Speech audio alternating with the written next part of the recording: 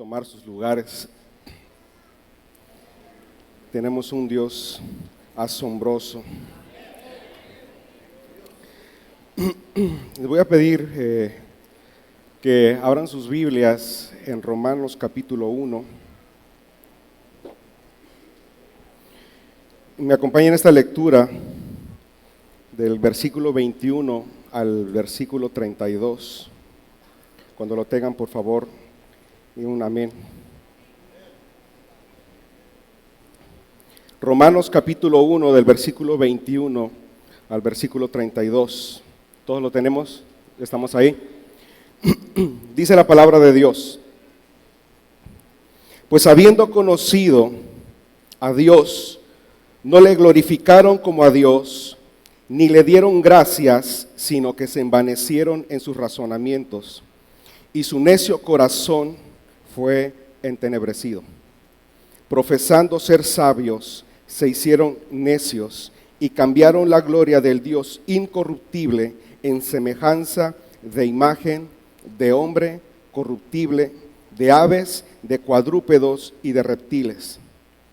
Por lo cual también Dios los entregó a la inmundicia en las concupiscencias de sus corazones, de modo que deshonraron entre sí sus propios cuerpos, ya que cambiaron la verdad de Dios por la mentira, honrando y dando culto a las criaturas antes que al Creador, el cual es bendito por los siglos. Amén.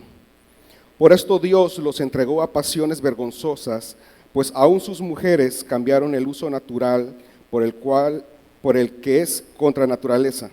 Y de igual modo también los hombres, dejando el uso natural de la mujer, se encendieron en su lascivia unos con otros, cometiendo hechos vergonzosos hombres con hombres, y recibiendo en sí mismos la retribución debida a su extravío. Y como ellos no aprobaron tener en cuenta a Dios, Dios los entregó a una mente reprobada para hacer cosas que no convienen, estando atestados de toda injusticia, fornicación, perversidad, avaricia, maldad, llenos de envidia, homicidios, contiendas, engaños y malignidades, murmuradores, detractores, aborrecedores de Dios, injuriosos, soberbios, altivos, inventores de males, desobedientes a los padres, necios, desleales, sin afecto natural, implacables, sin misericordia, quienes habiendo entendido el juicio de Dios, que los que practican tales cosas son dignos de muerte, no solo las hacen, sino que también se complacen con los que la practican. Padre Santo que estás en el cielo, Dios, nos presentamos delante de ti, delante de tu palabra, y rogamos tu misericordia, Señor, para que nos reveles la verdad, para que nos guíes a toda verdad, Espíritu Santo. Obra, Señor, en nuestros corazones, primeramente quien por tu gracia, Señor, hoy expone tu palabra. Obra en él, Señor, y también, Señor, en los que escucharán. Espíritu Santo, obra conforme a tu deseo, conforme a tu voluntad. Te lo ruego en el nombre de Cristo Jesús. Amén.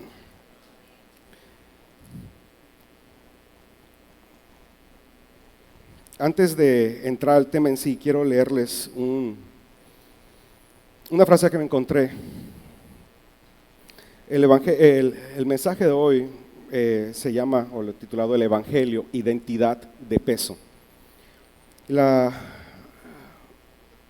frase dice de la siguiente manera, es de autor anónimo, dice: quizás es lo que hacemos, inventarnos una vida y utilizar varias identidades a lo largo de la vida es una necesidad natural del ser humano. La identidad es un sueño.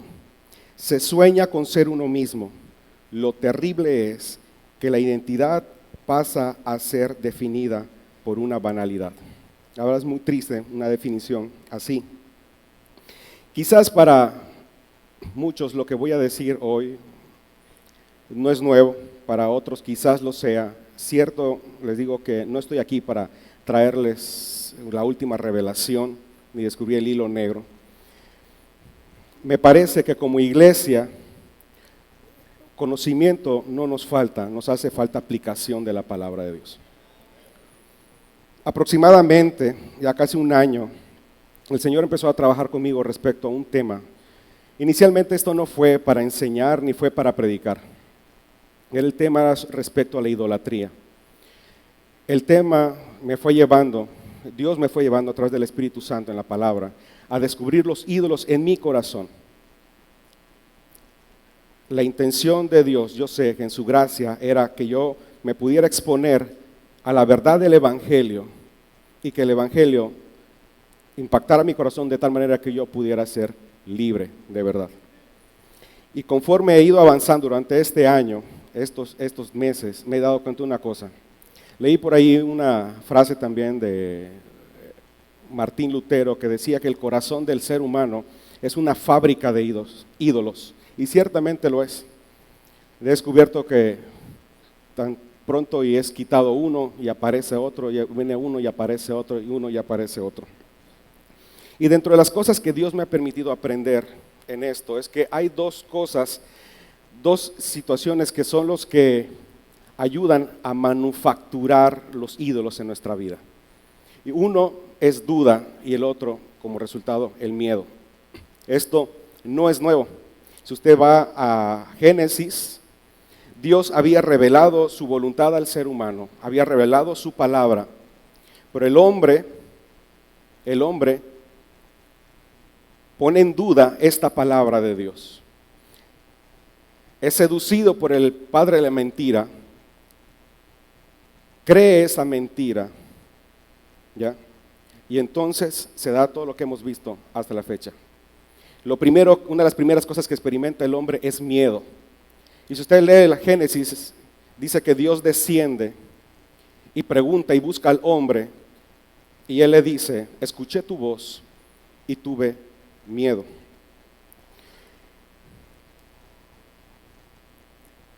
La sociedad en la que vivimos es una sociedad que vive en duda.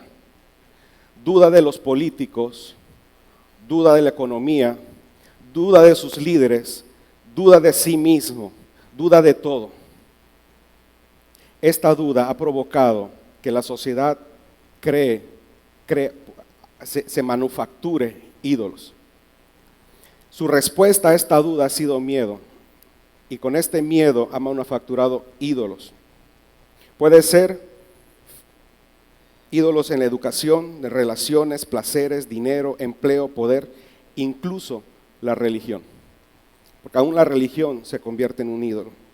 Estos le han provisto al ser humano propósito e identidad. Y mientras tengan todo esto, ellos se sienten seguros, o nos sentimos seguros, nos sentimos estables, sentimos que somos valiosos, que tenemos propósito y tenemos significado. Le voy a dar unos ejemplos. La identidad basada en el trabajo. Es curioso cómo relacionamos con esto. Si yo o usted le preguntara a una persona: ¿quién eres? Esta persona es posible que inicialmente diga, en mi caso, pues yo soy Marcos Alberto.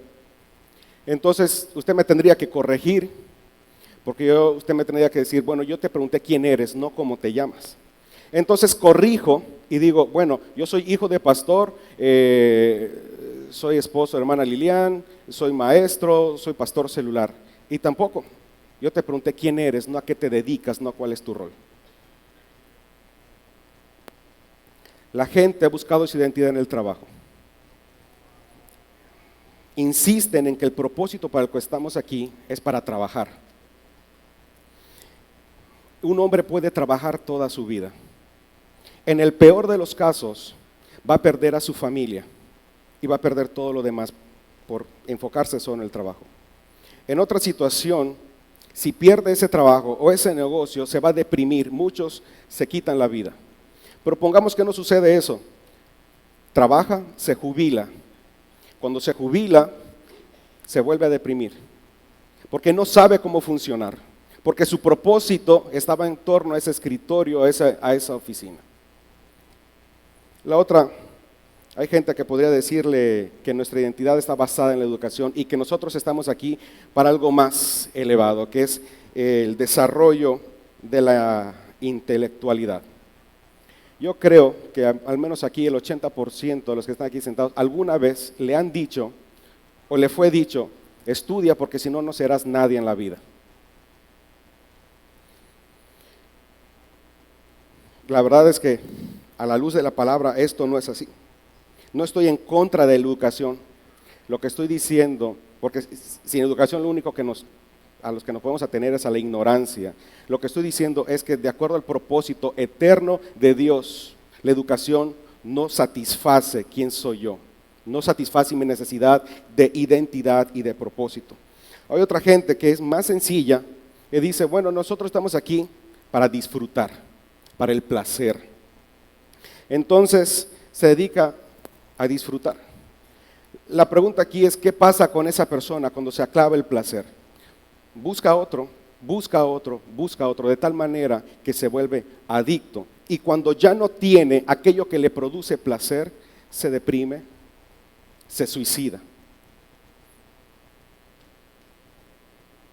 En pocas palabras,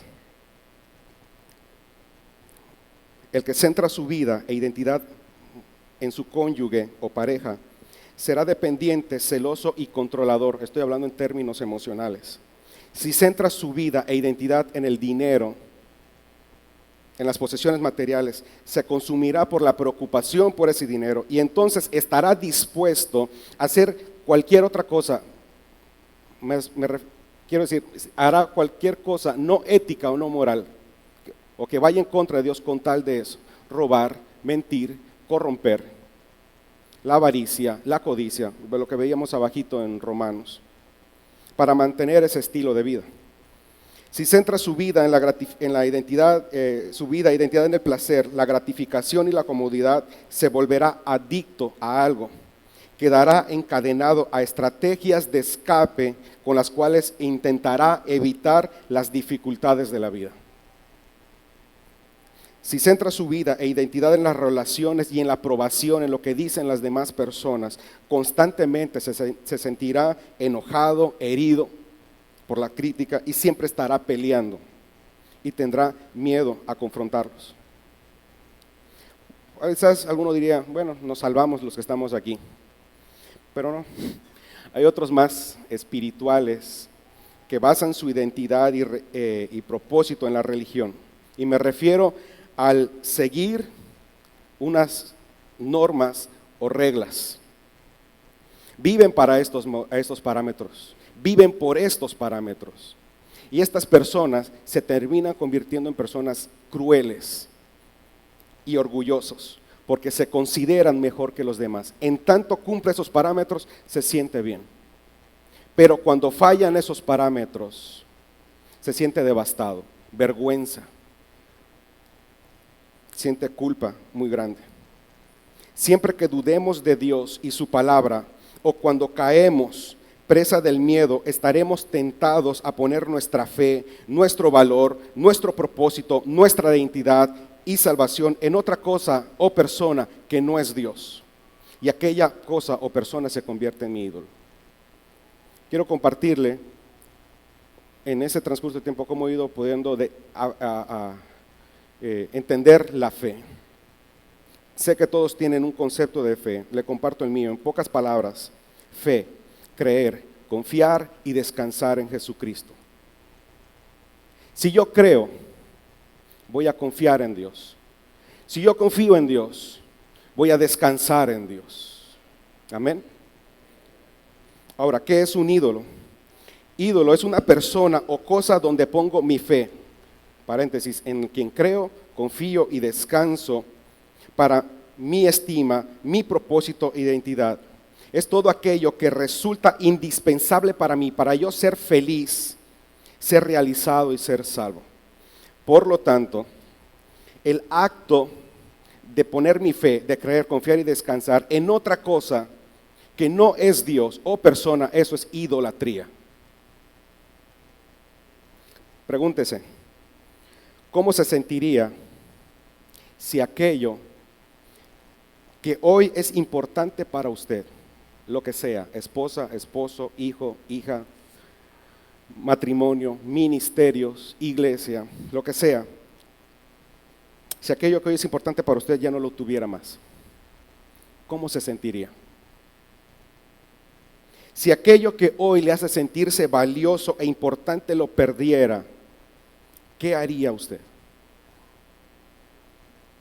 Génesis capítulo 1:26 dice, y esto es para que podamos entender cuál es mi propósito y mi identidad. Yo tengo que ir al Creador y ver en el boceto qué es lo que tenía diseñado y cómo fue diseñado. Génesis 1:26, la palabra enseña que Dios creó al hombre a su imagen y conforme a su semejanza. Mucho se ha estudiado al respecto de eso y no es el tema entrar en esto, pero hay tres cosas que destacan entre lo que es ser creado a la imagen y conforme a la semejanza de Dios. 1, mente. 2, corazón. Y número 3, voluntad. Leíamos en Colosenses que dice que todas las cosas fueron creadas por Él, para Él y a través de Él. Yo tengo que entender entonces que mi mente, mi corazón y la voluntad que me fue dada fue para Él, por Él y solo a través de Él. Entonces, ¿para qué recibí una mente? Entonces, yo puedo resumir esto. Recibí una mente para conocer a Dios, conocer su voluntad, entender su voluntad. Me dio un corazón para amarlo a Él y para recibir y percibir su amor. Y me dio una voluntad para poder obedecerle. En pocas palabras, fui creado para ser un adorador. Esa es mi esencia, ser un adorador. El Creador se complacía en la criatura y la criatura se complacía en el Creador. Cae el hombre y se echó a perder todo. Dice Génesis y dice la palabra en una y otra ocasión que la mente y el corazón del hombre se pervirtieron. Romanos también lo dice. Y sus pensamientos y su corazón eran, y no han dejado de ser, son de continuo al mal. Y su voluntad fue sometida al pecado. Por eso, la esencia del pecado, hermanos, está en poner nuestra fe en cualquier otra cosa que no es Dios. Entonces, a partir de Génesis ya tenemos el diseño. Fuimos diseñados para adorar. Amén. Romanos capítulo 1:23, leíamos, dice, y cambiaron la gloria de Dios, incorruptible, en semejanza de imagen de hombre corruptible, de aves, de cuadrúpedos y de reptiles. En lo más profundo del corazón del ser humano existe la necesidad de adorar. Hay una necesidad innata de adorar. ¿Por qué? Porque esencialmente somos adoradores. Sin embargo, no todos los caminos conducen a la adoración que a Dios le agrada y que en la que Él se complace. El hombre adora por exigencias de su propia naturaleza, pero como la mente está caída, se alucina, voy a usar esta palabra, se alucina, se queda maravillada, se queda pasmada ante las cosas que la impresionan. Y todo aquello que lo asombra se convierte en un ídolo, se convierte en objeto de su adoración. Así el hombre hizo y ha hecho de ídolos a la lluvia, al sol, a Messi, a la música, al arte. Le asombra y se convierte en su objeto de adoración. Usted puede ver un ejemplo, ve a los mayas, veían que llovía y lo que producía la lluvia, se preguntaban, ¿qué es esto? Y le pusieron, pues este es Chacmol. Entonces vamos a adorar a Chacmol. ¿Pero por qué ocurría esto? Porque su mente está caída. La capacidad de asombro, hermanos, es uno de los ingredientes básicos en la vida de un adorador. Cuando nos maravillamos, cuando nos asombramos de Dios, de su hermosura, de su santidad, de su grandeza, de su poder, de su pureza. Cuando somos impactados realmente en nuestra mente, en nuestro corazón, en nuestra voluntad, de quién es Dios, mi única respuesta es postrarme ante ese Dios y adorar. Esa es la respuesta natural de un adorador. Vamos a ver cuál es el problema. El problema está en Romanos capítulo 1, 25. Dice, cambiaron la verdad de Dios por la mentira, honrando y dando culto a las criaturas antes que al Creador, el cual es bendito por los siglos. Amén.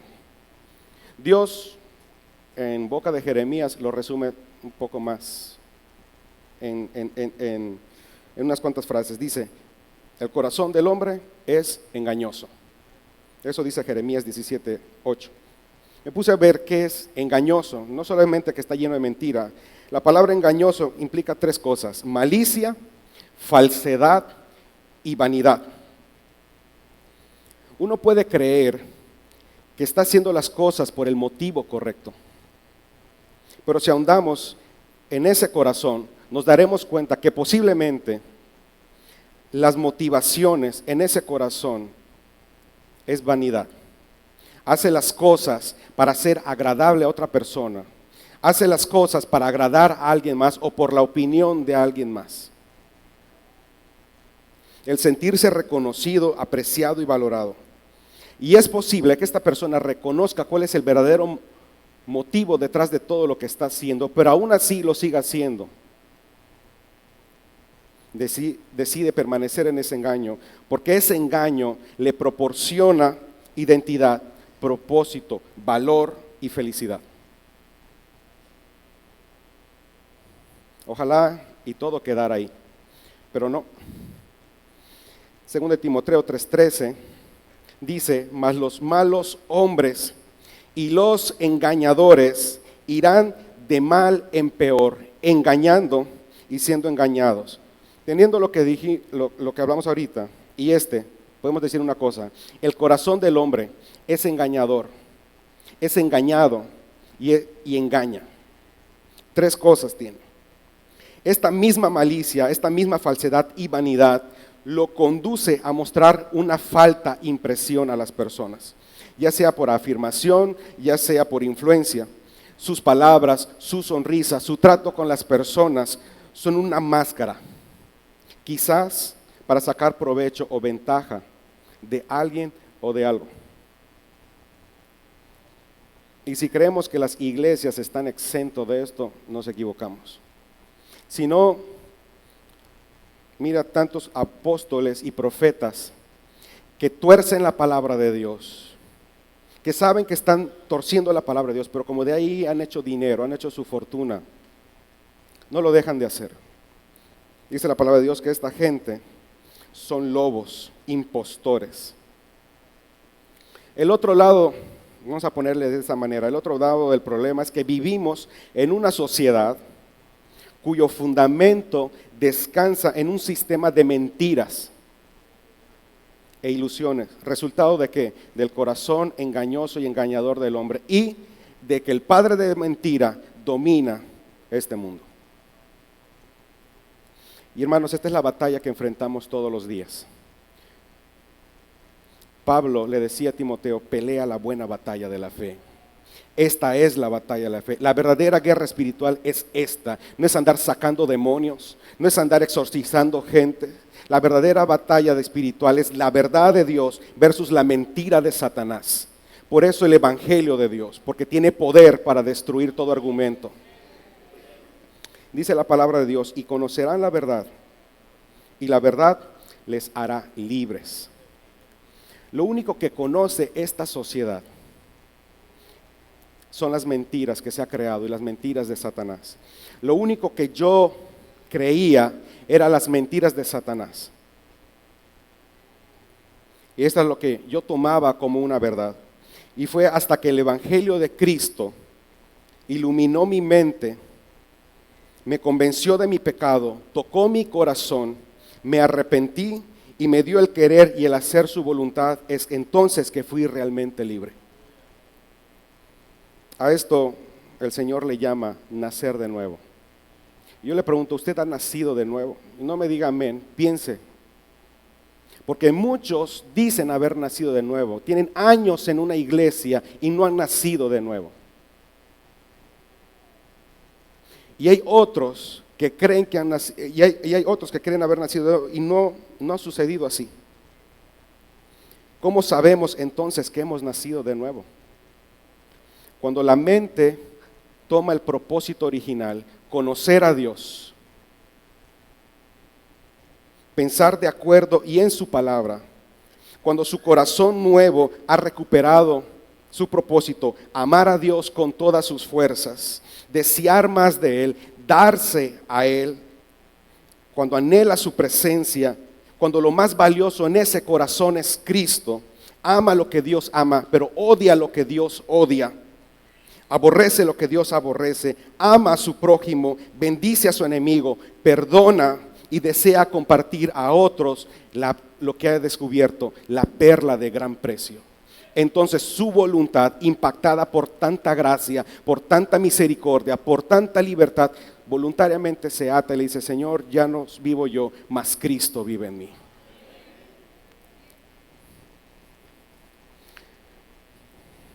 No he acabado con el problema, ¿eh?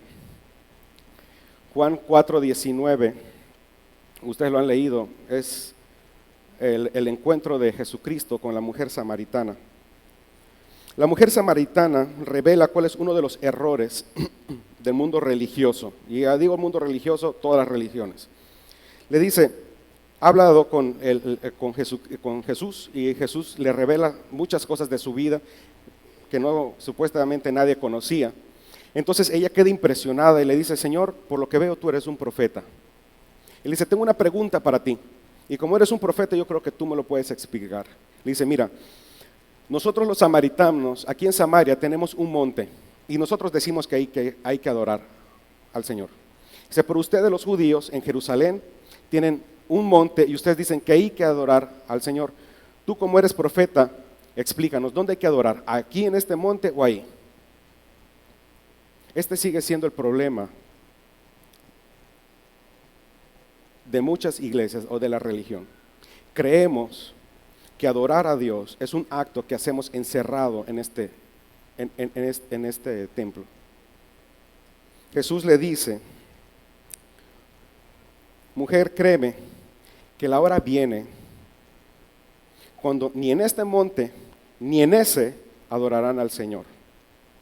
Mas la hora viene, y dice, y ahora es cuando los verdaderos adoradores adorarán al Padre en espíritu y en verdad, porque también el Padre, tales adoradores, busca que le adoren.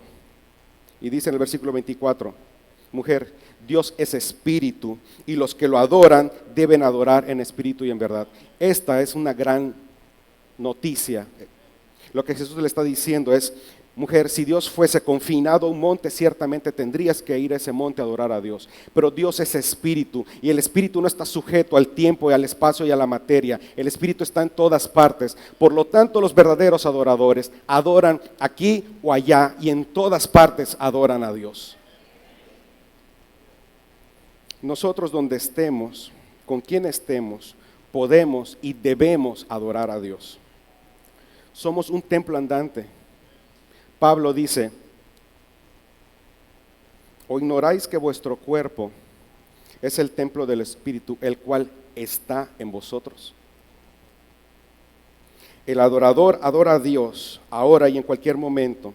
Se despierta y no importa la circunstancia, no importa que lo que esté ocurriendo, él se levanta y puede decir: este día lo hizo el Señor, por tanto me gozaré y me alegraré en él. Él es el motivo de mi felicidad, Él es el motivo de mi alegría.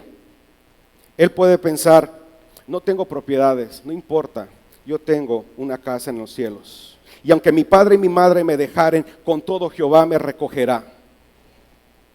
No tengo para vestir, no tengo para comer, pero si Él viste a las flores y alimenta a las aves, si dio a Cristo, ¿cómo no me dará juntamente con Él todas las cosas?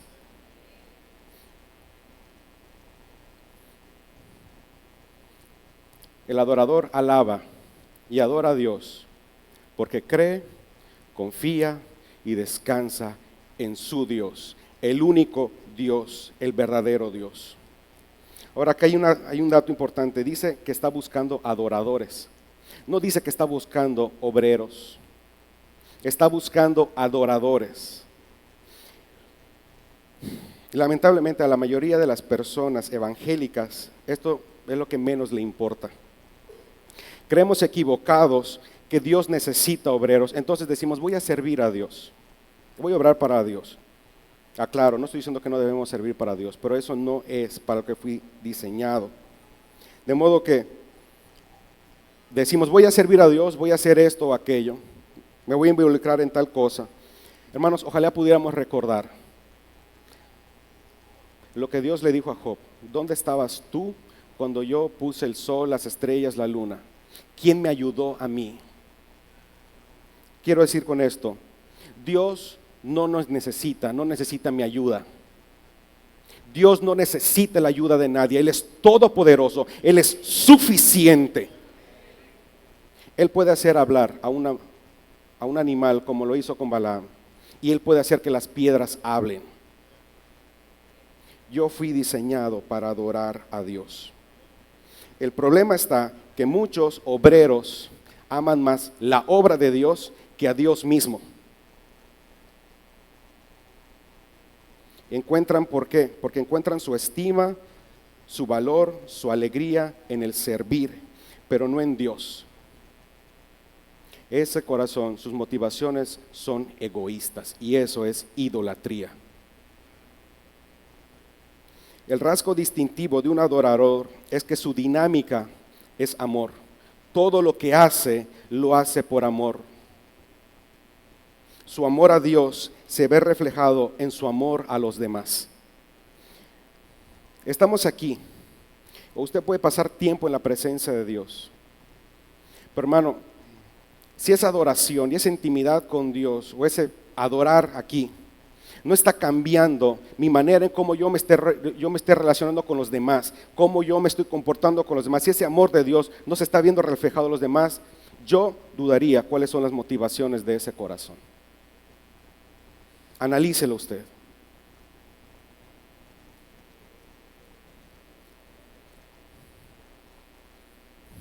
Parece que quedamos atrapados, porque estamos en una sociedad como la que describimos anterior, nos cambiamos a la religión correcta, pero resulta que en esta religión correcta nos trajimos los hábitos de aquella idolatría. Ya no tenemos nichos aquí, no tenemos imágenes aquí, pero los llevamos en el corazón. Y eso es lo que Dios nos llama, a desmantelar las cosas. Hay una buena noticia, y la buena noticia se llama el poder del Evangelio. Les dije, repetí lo que Jesucristo decía, dice, y conocerás la verdad. Y es así como inicia el Evangelio, el verdadero Evangelio de Jesucristo, diciéndonos, mostrándonos, exponiéndonos a la verdad. ¿Quiénes somos?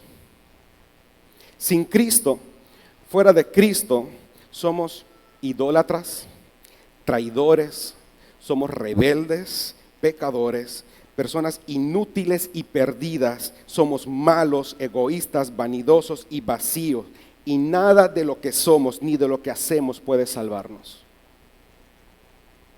En consecuencia, lo único que merecemos es el castigo justo por esta traición. El Evangelio dice, ninguno de ustedes es bueno. De hecho, somos más malos de lo que creemos que podemos ser. Pero a través de Cristo somos más amados de lo que alguna vez soñamos, somos más amados de lo que nos merecemos. Él nos ama. Esto lo compartía con Saudi. Dios no nos ama, hermanos, como somos. Nos han dicho eso, pero no nos ama como somos, sino ¿para qué viene a morir Jesús? Nos ama a pesar de cómo somos. Ama al hombre a pesar de cómo es, a pesar de ese corazón que de continuo va al mal, y que aún dentro de su pueblo está esta gente, ese corazón que no quiere nada con Dios. A pesar de nuestras debilidades, de nuestros errores, Dios nos ama. El Evangelio nos dice que Jesús fue el sacrificio perfecto. Él absorbió el castigo que nuestros pecados merecían, poniéndose a sí mismo donde nosotros merecíamos estar y recibir el juicio justo de Dios. Jesús tomó nuestro lugar en la cruz y realizó la salvación por nosotros, que ninguno de nosotros ni merecía ni podía conseguir. La recibimos solamente por gracia. La religión enseña que si hacemos buenas obras y seguimos las reglas de moralidad, de nuestra conducta en lo externo, Dios entonces va a venir a mi corazón, Él me va a bendecir y me va a salvar. En otras palabras, si yo obedezco, Dios me amará y me aceptará. El Evangelio no dice eso. El Evangelio es inverso a esto. El Evangelio dice, si crees en tu corazón que Dios te ha aceptado y te ha amado por gracia, entonces puedes empezar a obedecer. Tu motivación va a ser el amor. El adorador obedece no para ser amado, obedece porque es amado. Vas a empezar a obedecer por gozo y gratitud interior. Eres justificado solo por gracia, no por obras. Somos hermosos y justos ante Dios.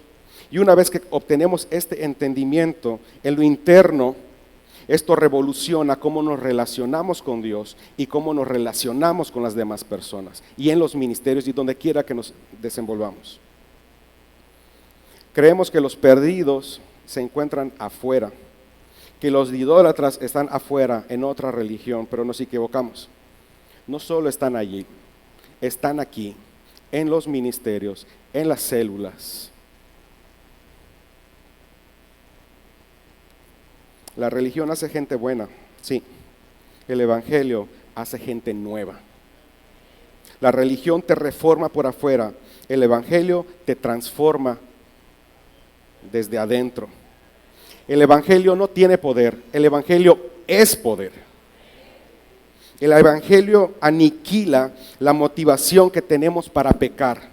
Nos libera de la necesidad de vivir a nuestra manera o a la manera de los demás.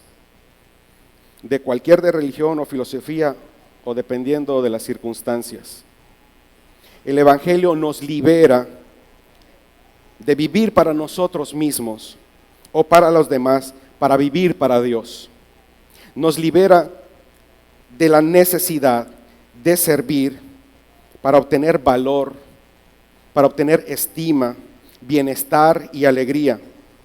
Cuando entiendo quién es Jesús y lo que hizo por mí, elimina la obediencia por motivos egoístas y faltos de amor y nos motiva a obedecer por amor. Por encima de toda religión, por encima de cualquier de su educación o poder, por encima de su trabajo, de la opinión de las demás o de la aceptación, por encima de cualquier ministerio, usted y yo necesitamos a Cristo. Él no es el camino, Él es el único camino, Él es la única verdad, Él es la única vida. ¿Quiénes somos? Con Cristo y en Cristo. Dice 1 Corintios 12:13 que en el momento que esto ocurre, estamos siendo unidos a Cristo. Y esto cambia todas las cosas. El que esté con Cristo y en Cristo implica que yo tengo una nueva identidad. Esto significa que lo que usted y yo somos no está determinado por lo que hace, o por lo que tiene, o por dónde vive, o por quiénes son sus padres, o su pasado, o su fracaso. En lugar de eso, su identidad, mi identidad, está determinada por la vida, por la muerte y la resurrección de Jesucristo a nuestro favor. Esto significa que todas las cosas que son verdad de Jesús, de Cristo, son verdad también acerca de nosotros, porque estamos en Él. Les comento algunas. En Cristo significa que usted y yo somos justos y santos, que hemos muerto con Cristo a la ley de pecado y hemos sido resucitados juntamente con Él, que estamos sentados con Cristo en los cielos y que somos herederos juntamente con Cristo y que cuando Cristo regrese seremos como Él. Número 2, que tengo un nuevo Padre. En Cristo soy hijo de Dios. He sido reconciliado con el Padre. Soy libre de la ira y de la condenación del Padre. El Padre se complace conmigo y en usted, el Padre se regocija en nosotros. Tenemos acceso directo al Padre. Él siempre nos escucha. Él siempre nos estará con nosotros. Nunca nos dejará y nunca se olvidará de nosotros. El Padre nos ama. Ya no tenemos que buscar el amor ni en nada ni en nadie, porque somos de Dios y Él es nuestro mayor tesoro. Otra es que tenemos una nueva familia. Nuestra identidad no solamente es individual, nuestra identidad también es familiar. Ya que somos o le pertenecemos a Dios, nos pertenecemos usted y yo. En Cristo, todas las barreras, la clase social, el género, la raza, la condición económica son echadas abajo. En Cristo somos un solo cuerpo. Somos hermanas y hermanos, miembros de un mismo cuerpo. Somos sus ovejas, somos su templo. Él es la vid y nosotros somos los pámpanos. Cristo en nosotros quiere decir que tenemos el Espíritu de Cristo. El Espíritu Santo nos capacita hacia el desarrollo de la persona que debo ser de acuerdo al propósito de Dios. Ser como Cristo, tener el carácter de Cristo. Esto quiere decir que tengo una nueva sabiduría, una nueva mente. Usted y yo, usted ya no estará dependiente de la sabiduría del mundo. A través de la Escritura, el Espíritu Santo le capacitará para conocer a Dios. Usted sabe quién es en Cristo y la voluntad de Dios para usted. Usted tiene un nuevo amor. Usted ya no será esclavo de sus propios motivos egoístas. El Espíritu Santo trae una nueva y completa dinámica de amor a nuestro corazón al derramar el amor de Dios en nosotros, y entonces podemos amar a Dios. Nosotros amamos porque Él nos amó primero. El Espíritu Santo nos asegura que somos hijos de Dios y causa que amemos a Dios. También implica que tengo un nuevo poder. Usted ya no estará atorado en una vida frustrada a causa del pecado. El Espíritu Santo le capacitará no solo para conocer, sino para también desear la voluntad de Dios y hacer la voluntad de Dios, ponerla en práctica. El Espíritu Santo comenzará a hacer una obra, un proceso en nosotros, y está haciendo en muchos de nosotros ese proceso. Y ese proceso no es completado, pero yo puedo descansar en la promesa del Señor, que el que empezó la buena obra la terminará. Y la irá perfeccionando hasta el día de Jesucristo. Porque cuando Cristo aparezca, seremos como Él, dice 1 Juan 3:2. En el Evangelio podemos repasar nuestras vidas y ver a Dios preparándonos, incluso a través de nuestros errores, de nuestros fracasos, para hacernos instrumentos de su gloria. La semana pasada, el hermano Saudi hablaba de un versículo, y lo retomo, en Romanos 12:1. Dice: por consiguiente, hermanos, os ruego por las misericordias de Dios que presentéis vuestro cuerpo como sacrificio vivo y santo, aceptable a Dios, que es vuestro culto racional. De este versículo quiero destacar lo siguiente: la palabra por consiguiente, como resultado de, a consecuencia de qué? De que yo era un alto traidor, que era un idólatra, pero el Señor mostró misericordia. Cristo tomó mi lugar. A consecuencia de ese amor, de que haberme rescatado de la oscuridad, de haberme rescatado donde yo estaba, a consecuencia de esa salvación tan grande, hermanos, les ruego por las misericordias de Dios que presenten vuestro cuerpo como sacrificio vivo y santo, aceptable a Dios. Ese es vuestro culto racional. Otra versión dice: ese es el verdadero culto. Este pasaje es el lenguaje de la adoración en el Antiguo Testamento. Cuando el adorador venía a Dios al altar, traía el animal que fuese a sacrificar y lo sacrificaba ahí como ofrenda. Lo que Pablo nos está diciendo ahí, hermanos, que todo acto suyo muestre, refleje que Cristo es lo más precioso para usted, que Él es su tesoro. Deje que todo acto de su cuerpo muestre que Cristo es lo más precioso para usted, más importante que cualquier otra cosa. Hoy estamos reunidos para hacer de manera conjunta lo que se supone cada uno de nosotros debió haber hecho durante la semana, de lunes a sábado. Manifestar las excelencias de aquel que nos ha llamado de las tinieblas a su luz admirable. Reflejar la gloria de Dios. Yo le pregunto, ¿es usted un adorador dominguero? ¿O todo lo que hace durante la semana vive y se mueve en Cristo?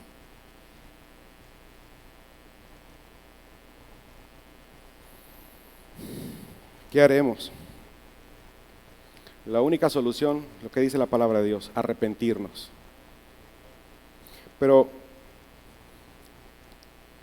creo que es necesario que podamos considerar cómo el Evangelio afecta y transforma el acto de arrepentirnos. Porque en una religión, el propósito de arrepentirse es mantener a Dios feliz. Me arrepiento para que Dios no me mande al infierno. Me arrepiento para que no me deje de bendecir. Me arrepiento para que me bendiga. Me arrepiento para que me dé. Para muchos que se arrepienten, Cristo no es lo más valioso, ni lo más deseado. Solo se arrepienten para no perder los beneficios de Dios.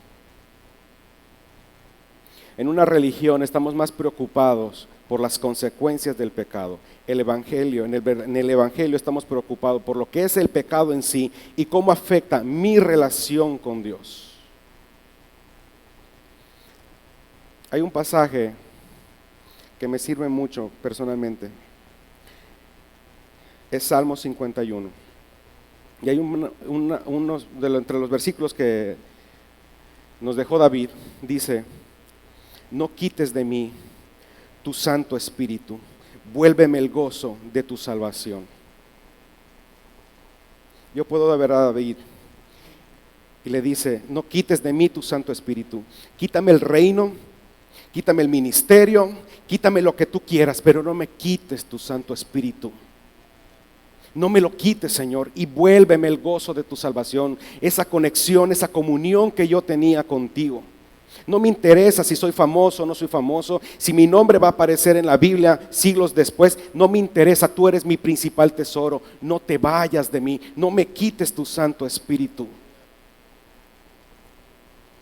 El arrepentimiento en el creyente no es algo que hizo hace 5 años, 10 años, 15 años, hace una semana. El arrepentimiento en el creyente es algo que hace continuamente. Continuamente se arrepiente. Alguien dijo que por allá que el arrepentimiento es como sacar la basura. Una vez no es suficiente. Ahora, si entendemos la necesidad de ir en arrepentimiento, entonces podremos beneficiarnos realmente de una disciplina regular de autoexamen y arrepentimiento. Por otro lado, el arrepentimiento implica no satisfacer los deseos de la carne. Y aquí está la batalla, porque este es el desmantelamiento de nuestros ídolos, del poder atractivo y dominante del pecado y sus motivaciones. Aquí está lo cruento de la batalla de la fe. Cuando somos tentados y somos seducidos a poner nuestra fe en otra cosa, en otra persona que no es Dios, y me tengo que negar. Los ídolos pueden ser muy buenos y pueden ser incluso hasta, entre comillas, justificables. Cuando desfallecemos ante los ídolos, estamos diciendo algo como esto: Señor, es bueno tenerte a ti, pero hay otra cosa, hay otra persona que yo debo tener para ser alguien, para tener significado. Si no lo tengo, me voy a desesperar, me voy a deprimir. tú no eres suficiente. Yo necesito esto también como requisito para estar lleno o ser realizado. De hecho, Señor, si tú me lo quitas, yo te daría la espalda. Porque a ti te puedo cambiar, pero a eso no.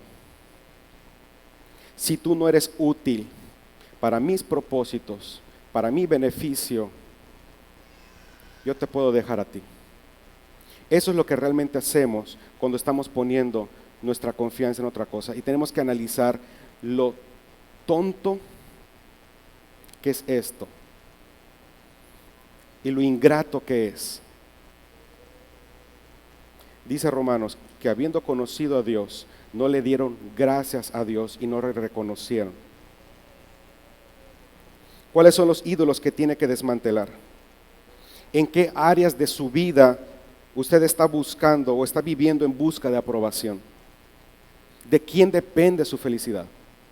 ¿Por qué hace lo que hace? Personalmente, en esta experiencia de este tiempo he aprendido y sigo aprendiendo que si no estoy activamente basando mi identidad en el Evangelio, lo estaré buscando en otra cosa o persona que no sea Dios. Y eso es algo que nunca me podrá definir, porque yo no fui, ni usted fue creado a la imagen y semejanza ni del éxito, ni de la realización personal, ni del dinero, ni del poder, ni del ministerio, ni ninguna religión. Usted y yo fuimos creados a la imagen de Dios y solo de Dios. Y aunque la imagen de Dios en el hombre fue profundamente estropeada por el pecado, esta es renovada en nosotros por el poder del Evangelio. La prueba que hemos puesto nuestra fe en el Evangelio es que rendimos todo aquello que estimamos como valioso. Sé que queremos complacer a Dios, pero ninguno de nosotros puede complacer o agradar a Dios más allá de lo que Cristo hizo y agradó al Padre. Por lo tanto, yo no voy a descansar en mis obras, voy a descansar en la obra de Cristo Jesús. Dios no nos amó y salvó porque le seamos útiles o para que le seamos útiles, o por nuestras capacidades, o por ser buenas personas, ni nos ama más por si estoy o no estoy en ministerios. Él nos ama porque a Él le place, y este es el único amor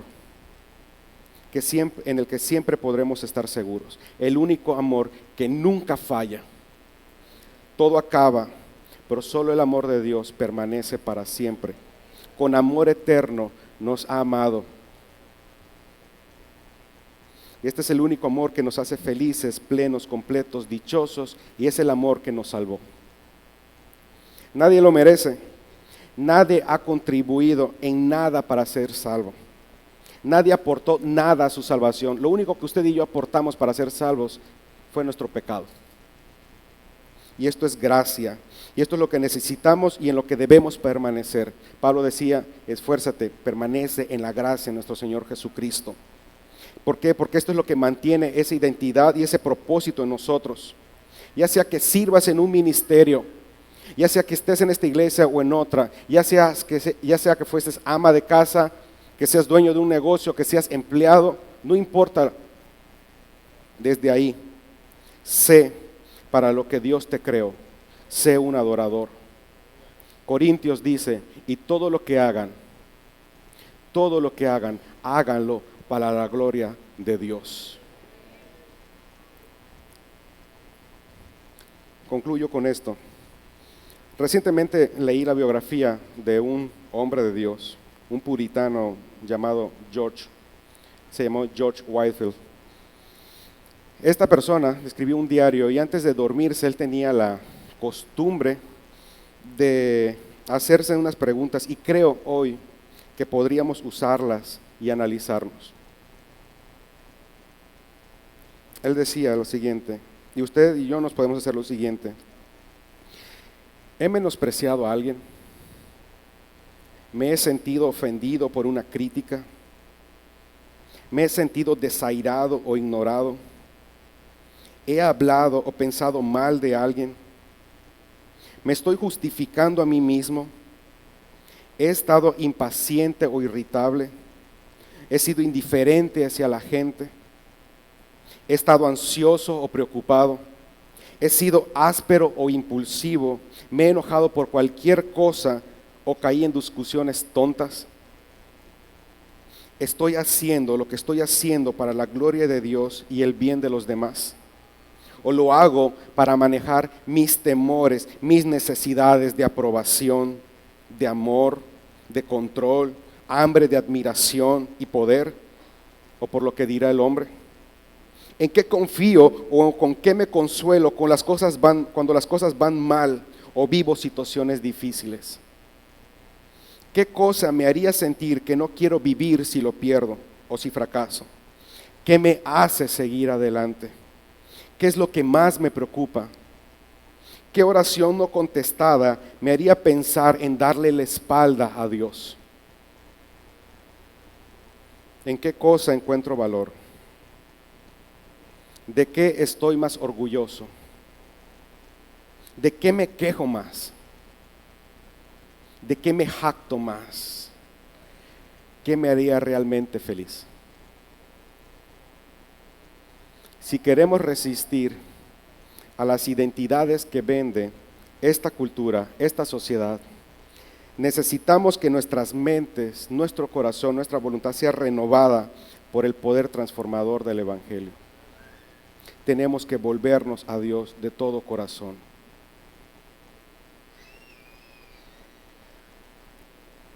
Padre que estás en el cielo, no a nosotros, oh Dios, sino a tu nombre sea toda la gloria, por tu poder y tu verdad, por tu gracia. Espíritu Santo, glorifica a Cristo en este lugar y en nuestras vidas. Yo solo, Señor, he dicho lo que tú has puesto en mi corazón y en mis labios. Señor, haz tu obra en los corazones. Quebranta al que tengas que quebrantar, consuela a quien quieras consolar, salva, Señor, a quien quieras salvar. Ciertamente, oh Dios, necesitamos volvernos a ti de todo corazón. Necesitamos, Señor, recordar que empezamos por el Espíritu y debemos permanecer en el Espíritu.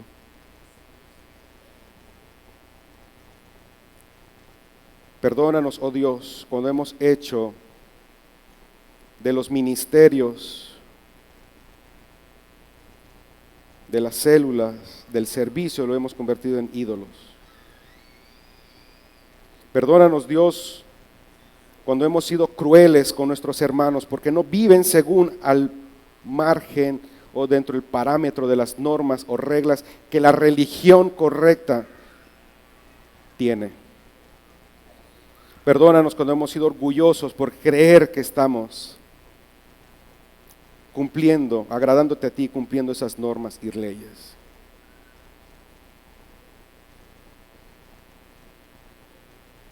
Perdónanos, oh Dios,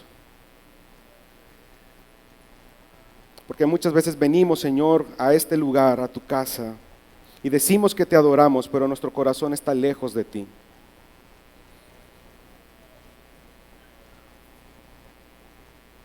No creemos, no confiamos, ni descansamos en ti. Creemos que estamos creyendo lo correcto. Decimos, Señor, que tú eres nuestro proveedor y que tú eres poderoso, pero de lunes a sábado vivimos, Señor, azotados, Señor, en nuestra mente, ansiosos, y no ponemos nuestra fe y no descansamos en ti. Ayúdanos, Espíritu Santo. Sin ti no podemos. Si tú no obras en nuestro corazón, no podremos arrepentirnos de verdad. Porque tú eres el que convence de justicia, de pecado y de juicio. Tú eres el que nos guía a toda verdad. Tú eres el que nos muestra el camino. Tú eres el que obra en nuestros corazones. Oh Dios, tu palabra dice que tú eres el autor y consumador de la fe. Y que aquel que le haga falta fe, que la pida. Señor, obra en nuestros corazones. Perdona toda la idolatría que hay en nuestro corazón.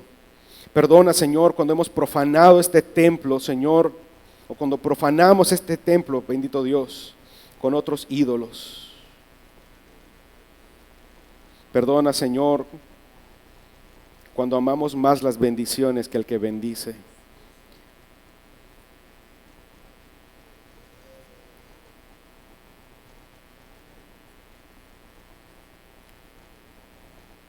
Solo tú eres Dios y no hay otro Dios como tú, ni en el cielo, ni en la tierra, ni debajo de la tierra. Y ante ese Dios toda rodilla un día se doblará y toda lengua confesará que tú eres Dios. Solo tú eres nuestro Dios. Solo tú eres nuestro Señor. Tú eres nuestro hacedor, nuestro creador, nuestro sustentador.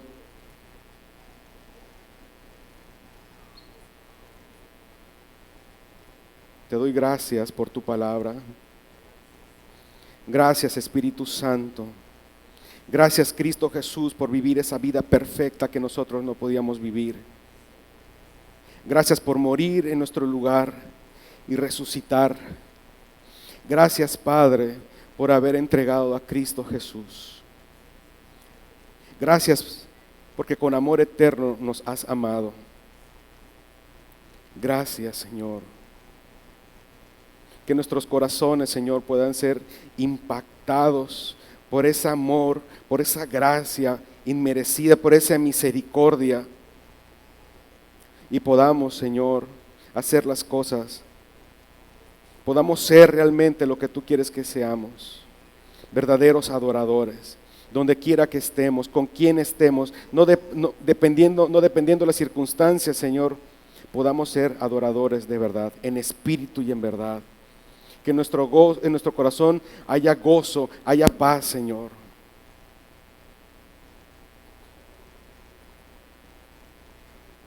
Te doy gracias.